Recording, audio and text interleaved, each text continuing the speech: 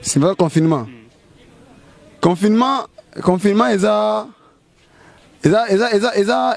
parmi des lettres, des lettres, ils ont fusionnement, confinement. Bon, na lingala na kolo ba ndimbola biso eloko nini la confinement ndimbola combo ya confinement. Ah, comme un confinement. Confinement, ils ont des pays voisins. Neti Ouganda, na France, bakangana. Ouganda est en Afrique, France est en Europe. Ah, bakanga mate papa. Des pays voisins, confinement, mais confinement. Confinement. Confinement. Mais ça, ils ont aussi là. Confinement. Mais c'est simple, c'est le mot simple, c'est le non confinement là ici. Et ça, et le bandaki, et ça qui confinement, te confirmer. Ma. Donc, baro confirmer le, bah pésu yango. Donc confirmer pas pésu ma. Donc confinement. Donc ça le va créer qui, bah pésu yango. Donc confinement. Donc te confirmer ngo. Donc bah confirmer que bah yebi yango. Bah pésu donc confinement. Bah confirmer bah pésu yango. Merci beaucoup papa.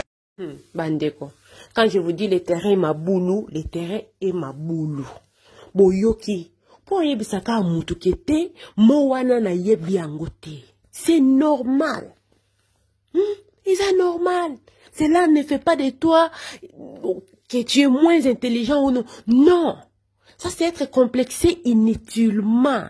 Soko zulu bali kambo batebele bazo yibiso kete papa ata yo zalaki na se zeme ko ko zala yo fundima kulingola kisate kete que ça les makate non.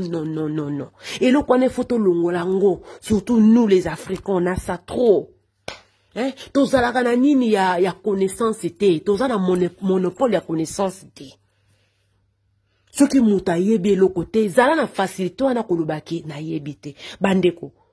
Tozo seka komona mena li solo ndeko moko mobala beta ki pona mwasi na ye ya incompréhension linga tangate alobi na mwasi kushita tu dors pas encore police akwea na kokweya donc moi ça botte incompréhension donc pona kolobeza li kamusu momo susu si tu n'as pas compris loba que j'ai pas compris et la kisi nini et si tu n'as pas besoin ko sala ko jouer ya na savant pona koloba li kambo yo yebiti c'est pas ça.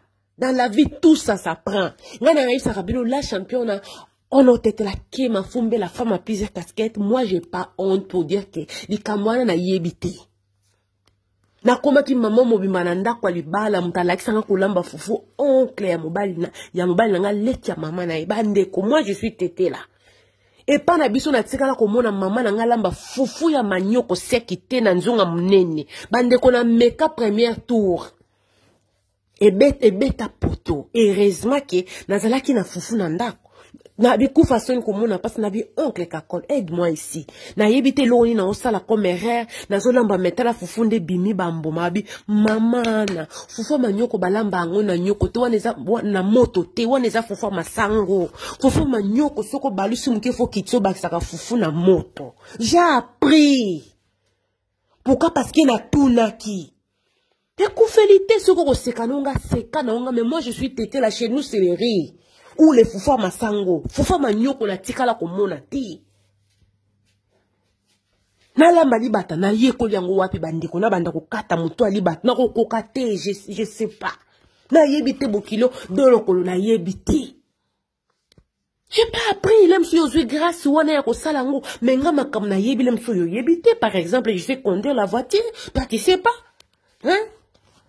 Et ça peut mérite donc il faut pas avoir honte quand tu sais pas quelque chose ou t'as pas compris un mot et ça en anglais na sedo be na nini tuna kondimate ce qui ba yebi shope ba lo ki était papa attendez bo sala ki ndengwana zeme kokoko kota ndima oyebi nyonso tuté.